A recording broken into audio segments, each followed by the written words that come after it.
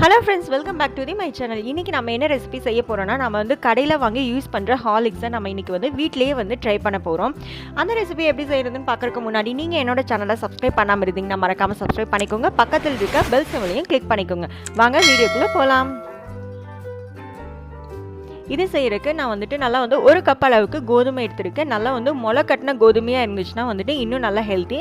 நீங்கள் இதுக்கு பதிலாக வந்துட்டு நார்மல் கோதுமை கூட யூஸ் பண்ணிக்கலாம். ஒரு 10 பாதாம் எடுத்திருக்கேன். அதே அளவுக்கு பாதாம் எடுத்த அளவுக்கே முந்திரி, 2 ஸ்பூன் அளவுக்கு பால் பவுடர் எடுத்திருக்கேன். ஒரு கொஞ்சம் வந்துட்டு 10-12 பிஸ்தா வந்து எடுத்திருக்கேன். இது செய்கிறதுக்கு இந்த 5 பொருள் தான் தேவை. எப்படி செய்யலான்னு பார்க்கலாம் வாங்க.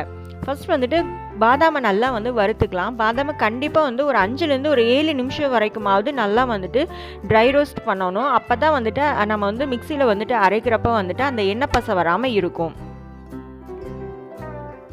அடுத்தது அதே மாதிரி முந்திரி, பிஸ்தா இது ரெண்டையுமே வந்துட்டு நான் ரெண்டும் சேர்த்து வந்து வறுத்துக்கிறேன். நான் வந்து கோதுமையை எப்படி முளை கட்டினேன் அப்படின்னா, நான் வந்து 12 மணி நேரத்துக்கு முன்னாடியே வந்துட்டு கோதுமையை நல்லா வந்து வாஷ் பண்ணிவிட்டு தண்ணியில் வந்துட்டு ஊற வச்சுட்டேன். இப்போ நம்ம நல்லா வந்து தண்ணியை வடிச்சிட்டு ஒரு வெள்ளை கலரில் துணியில் வந்துட்டு இந்த கோதுமையை கொட்டி நம்ம வந்து கட்டி வச்சிடலாம். துணியை நல்லா வந்துட்டு ஈரமாக பண்ணி நல்லா வந்துட்டு அந்த தண்ணியை நல்லா புழிஞ்சிட்டு அதில் வந்துட்டு இந்த கோதுமையை வந்துட்டு கொட்டலாம்.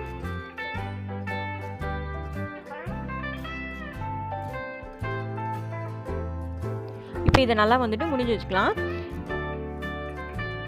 நீங்கள் வந்து இதுக்கு பதிலாக வந்துட்டு நல்லா வந்து டிஃபன் பாக்ஸில் ஏதாவது முளை கட்டுறதா இருந்துச்சுன்னா கூட நீங்கள் வந்து அந்த மாதிரி டிஃபன் பாக்ஸில் கூட வந்து இந்த கோதுமை கொட்டு அதில் கூட வந்து நீங்கள் வந்து முளை கட்ட வச்சுக்கலாம். நல்லா தண்ணியெல்லாம் வடிட்டு நம்ம வந்து கிச்சனில் வந்துட்டு நல்லா வந்து மேலே வந்து உயரமாக கட்டிடலாம். அடுத்து வந்துட்டு ஒரு 2 நாள், ஒரு நாள்லேயே ஒரு 24 மணி நேரம் கழித்து பார்க்குறப்பவே வந்துட்டு கோதுமை வந்துட்டு நல்லா இந்த மாதிரி வந்துட்டு முளைப்பெல்லாம் நல்லா ஒயிட் கலரில் வந்துட்டு வெளியே வந்திருக்கும். இப்போ இதை நல்லா வந்துட்டு ஒரு 2 நாள் வந்து வெயிலில் காய வைங்க. அந்த மாதிரி எடுத்த கோதுமை தான் இது வந்து இந்த ஒரு கப் கோதுமை. நான் இதை வந்துட்டு நல்லா வந்துட்டு இதையுமே நல்லா வந்துட்டு வறுத்துக்கிறேன். இதுவுமே வந்துட்டு ஓரளவுக்கு நல்லா வறுக்கணும். இல்லை அப்படின்னா நம்ம வந்து மிக்சியில் அரைக்கிறப்ப வந்துட்டு நமக்கு வந்து பருன்னு தான் கிடைக்கும். நல்லா வந்து நைஸ் பவுடராக வந்துட்டு கிடைக்காது. அதனால் வந்துட்டு நல்லா ஒரு 5 நிமிஷத்துக்கு மேலே வந்துட்டு நல்லா வறுத்துக்கலாம். இங்கே வறுக்கிறப்பவே பார்த்தீங்கன்னா வந்து லைட்டாக வந்து கலரெல்லாம் சேஞ்ச் ஆகும். இதை நல்லா வறுத்து ஆறுனதுக்கு அப்புறமேல் தான் வந்துட்டு நம்ம வந்து மிக்சியில் தனியாக வந்துட்டு அரைச்சிக்கணும். நான் ஃபஸ்ட்டு இந்த பாதாம், முந்திரி, பிஸ்தா இதை 3யுமே வந்துட்டு வறுத்து வச்சுருக்கேன்ல, அதை ஆறுனதுக்கு அப்புறமேல் வந்துட்டு மிக்சியில் அரைச்சி எடுத்துக்கிறேன். அடுத்ததான் வந்துட்டு கோதுமையை வந்துட்டு ஒரு டைம் அரைச்சிட்டு நீங்கள் மறுபடியும் சலிச்சிட்டு 2-3 டைம் நல்லா அரைச்சிங்க அப்படின்னா தான் வந்துட்டு இந்த மாதிரி வந்து ஒரு ஃபைன் பவுடராக வந்துட்டு உங்களுக்கு கிடைக்கும். இப்போ இது கூட வந்துட்டு நான் எடுத்து வச்சுருக்க பால் பவுடர் வந்துட்டு சேர்த்திக்கலாம். நீங்கள் பால் பவுடர் வந்துட்டு எந்த பிராண்ட் வேணாலும் யூஸ் பண்ணிக்கலாம். நான் வந்துட்டு இதுக்கு வந்துட்டு இந்த அளவு கோதுமைக்கு வந்துட்டு ஒரு 2 ஸ்பூன் சேர்த்துக்கிறேன். அடுத்து வந்துட்டு நம்ம அரைச்சி வச்சுருக்க அந்த நட்ஸ் பவுடர் அதையுமே வந்துட்டு இது கூட வந்துட்டு சேர்த்துக்கலாம்.